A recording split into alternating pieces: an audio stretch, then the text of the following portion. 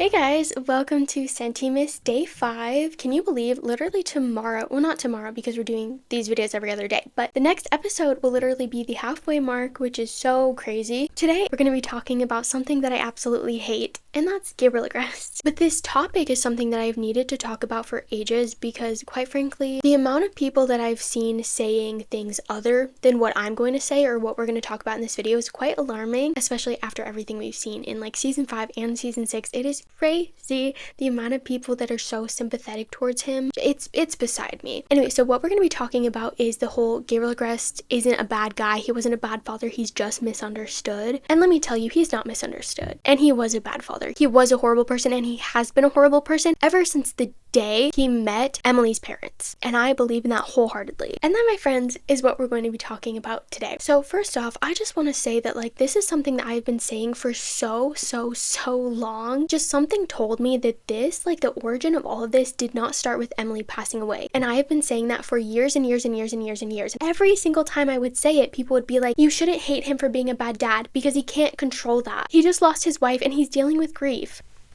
First of all, even if that was the case, that's not an excuse ever. Like, I'm sorry, but if you lose your partner, your child should be your priority because at the end of the day, they lost their parent, okay? They were literally created and came out of their parent, the one they lost. In a lot of instances, I think sometimes your partner will come before your children, but in an instant like this, I think that your child should always come first. Doesn't matter what he's been through, like it shouldn't stop you from being there for your child who literally lost their mother. Also, not to mention, like, Emily was all Gabriel had left of Emily. Like, if you look into Adrien's eyes, you're looking directly into Emily's. He's like a carbon copy of his mother. The way he acts, the way he talks, how he sees things, that's his mom. Like, you would think that you'd want to keep hold of and cherish the one thing you have left of them, but apparently not. And there's like the whole, he was just trying to get his wife back argument, and it's like, I don't know how you could say that, how you could genuinely defend Gabriel by saying that, because honestly, the way to honor your loved ones is by honoring their wishes. And what Emily wanted was to be put to rest and for him to just be there for Adrien, to let her go and just be there for Adrien. And like, I can guarantee you that if Emily did come back, she would hate Gabriel so much because he actively went against what she wanted. He's just so selfish. Anything that he's ever done, it was just about him and what he wanted. Don't try to use Emily as an excuse because there was nothing about Emily. It was never about Emily. It was just about himself. Anyway, sorry, I got off on a tangent. My main point was like, that's what people would say every single time that I said that like Gabriel was always a bad person, even before he lost Emily. He lost his dang marbles long ago. And people would always tell me that I was wrong. Now, there have been many things in Miraculous that has happened that has completely supported my argument. Vindication all around for me. And like, okay, here also the thing, after Where Papas came out, I remember everyone was like shocked. People were like, I can't believe we ever believed that he was genuinely a good person up until when Emily died. And like after that happened, that's when he became a bad person. And then everyone was also like, screw everybody that said that they missed Gabriel when this is how he was acting. And I was like, this is what I've been saying for ages, and y'all called me delusional for that. It was nice to see people actually understand what I had been saying, but it's like, oh, I'm sorry, the clue board? You mean my clue board that I made?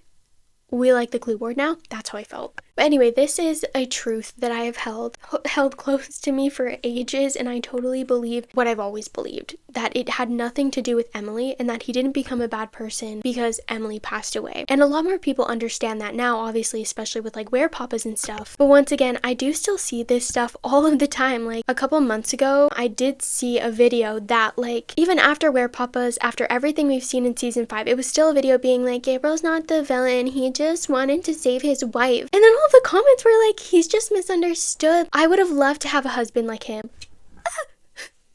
What has the world come to? I don't understand. I really don't understand. I don't know how there are still Gabriel sympathizers out there. Anyway, so that's why we're here. That's why we're here today. I think one of the lines that means the most to me because it directly contradicts what people say about Gabriel, like Gabriel sympathizers, what they say. And it's the line in Mr. Agreste when Adrien is like, why didn't you let me see my grandparents? Why didn't you want me to meet my grandparents? And like that line is so significant. And just like the concept of him not allowing his child, Adrien, to see his grandparents is the most crucial line ever. Because here's the thing. If you want to sit there and claim that everything went sour because he lost his wife, why was Adrien not allowed to see his grandparents? Why did he cut his parents off? Mind you, his last name was Agreste. His name was Gabriel Agreste. And we know for a fact that he didn't come from money. They owned like a fast food chain, but we do know that he did come from a good family. They didn't have money. He had a good family. He had good parents. We've met them. And they're really good people. They're really nice. And they're always there for Adrien. They were so happy to meet him for the first time. Why? Tell me why. Tell me why that would have happened if he was such a good person before then. You probably got nothing because there is nothing to say. And we saw Gabriel in representation and how he was acting towards Colt. Why was he acting that way? Why was he so smug? Why was he acting like the exact person that we know today? If it all happened when Emily passed away, mind you, they didn't even know Emily was sick at that point. Yeah, but Gabriel's just misunderstood. He's not really a bad person. It was just Emily. He was just so sad that Emily died. Let me tell you something, and like I said in the last podcast episode, this is something I actually actively need you guys to listen to. Gabriel and Gabriel's corruption never had anything to do with Emily. You know what? The person he is in season 5, he would have become that exact same person even if Emily hadn't passed away, because he was quite frankly that person before she ever did. Gabriel's story is simply about being corrupted from money and power. Emily, the death of Emily, the Miraculous, the Peacock Miraculous, the Butterfly Miraculous, using it for evil purposes. That is not what ruined Gabriel. And I can guarantee you that all of it started long before the Miraculous ever came into the picture, long before Emily ever passed away. And I can guarantee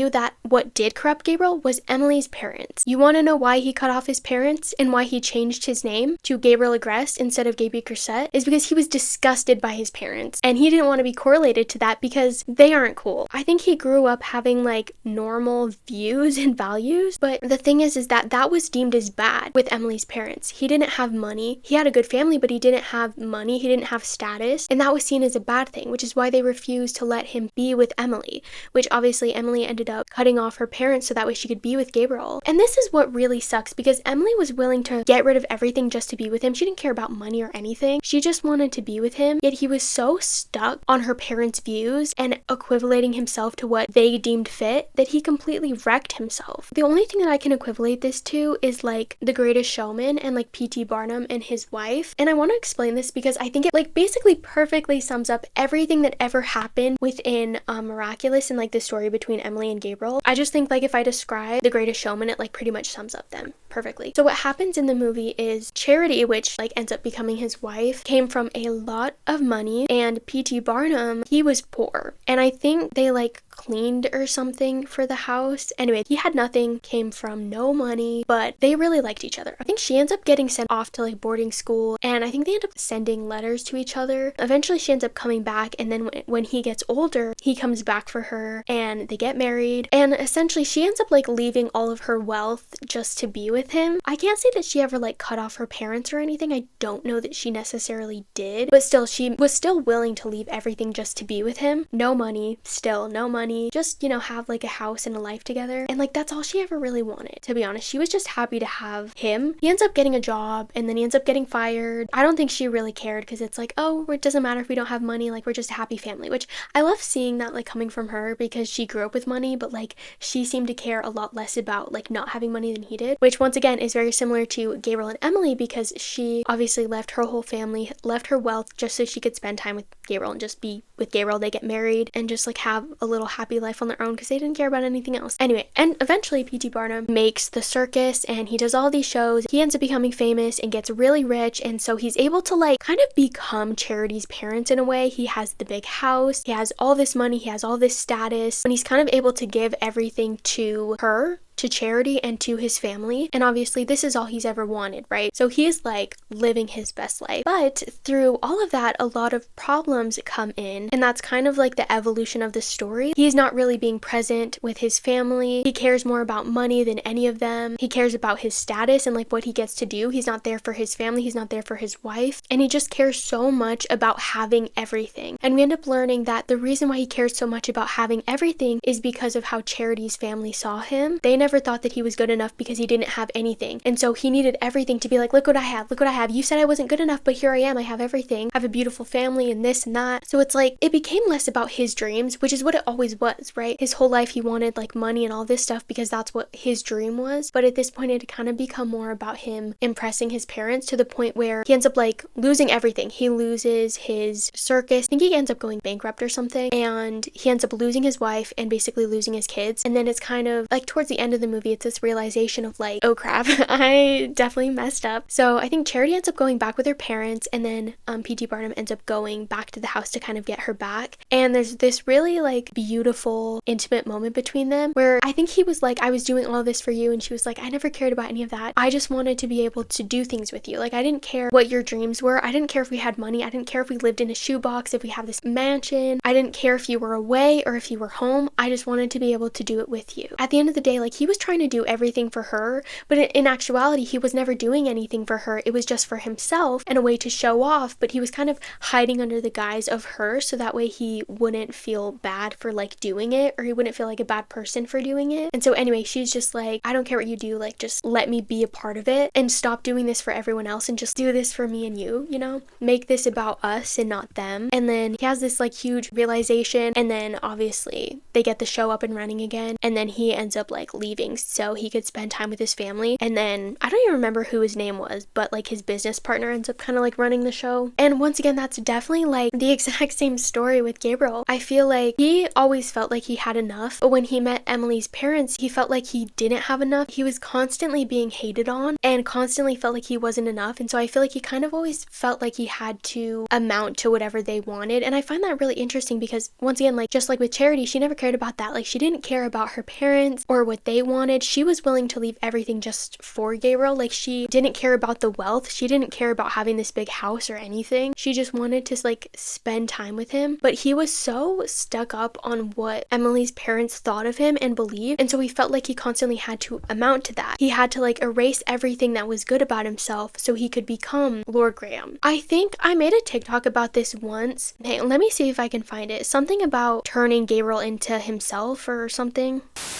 Okay, so I usually don't pop in here with like podcast episodes, but when I was recording this podcast episode, I couldn't find the TikTok, but I just found it. Basically, I made this when like the "when the devil couldn't reach me" trend on TikTok was going around. So I like did that trend, but Emily and Gabriel and her parents. And what the TikTok said was, Emily's parents couldn't get the devil to reach her, so they turned Gabriel into one. Ouch. Yeah, there you go. Anyway, moving on.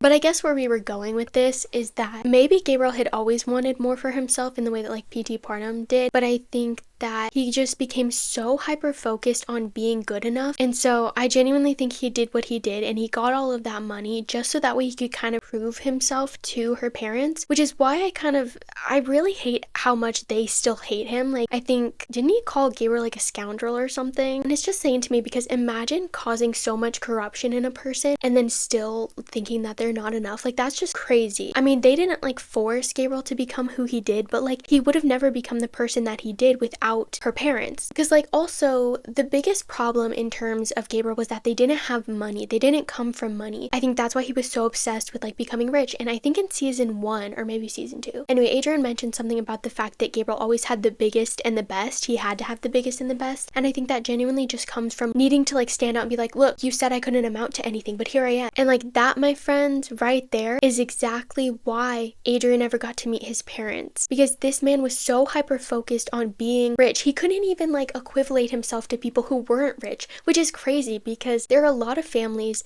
that, you know, they aren't rich, but then a child becomes rich and they don't automatically completely change their name and their identity to not be associated with them. But Gabriel did. He changed his name from Gaby Grissett to Gabriel Agreste and cut off his parents, and he didn't allow his parents to see his own child because they didn't have money. He had essentially become his parents, right? Or not his parents, but Emily's parents. Like, they never saw him as good enough, and so now he doesn't see anyone that doesn't have money as good enough. I mean, we literally see Gabriel becoming Lord Graham with Marinette and Adrien in season 5 because he was Marinette. He came from that family and he was never deemed as good enough. And so instead of understanding Marinette, he just completely acts the exact same way because his viewpoints have kind of become Emily's parents' viewpoints. And I just feel really bad for Emily because I can tell that she never really wanted any of that. Like, she wanted to get away from everything that was her parents. And so for her husband to end up turning into that is insane to me. I think that his corruption and him becoming inhumane genuinely did start the second that he met Emily. And it's sad because it makes it sound like I'm trying to say that Emily's the cause of it. It's really not. But the point is like, if they would have just been accepting of him, then things wouldn't have played out in the way that they did. Also, I think that's probably how he got into the whole like council thing. It seems like once he got money, he like got into all of these wrong crowds, and then it was just corruption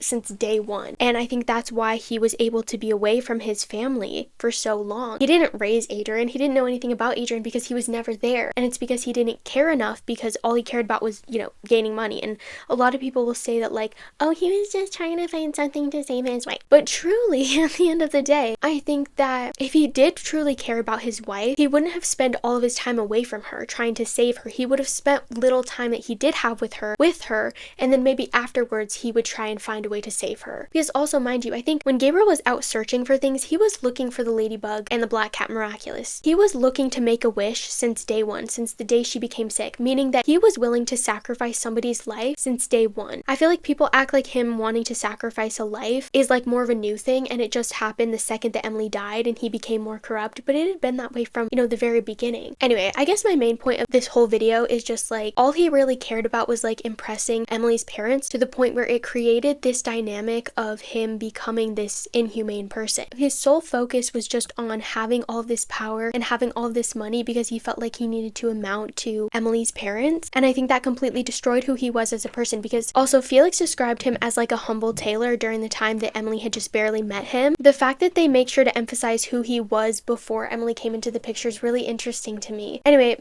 oh my god, my MacBook's about to die, my camera's about to die, everything's about to die. So I hope I kind of got my whole point across. I think that's all I'm going to say about this topic for now. I will see you guys soon for day 6, the day where we're already halfway through everything. That's crazy. Anyway, see you guys soon. Bye.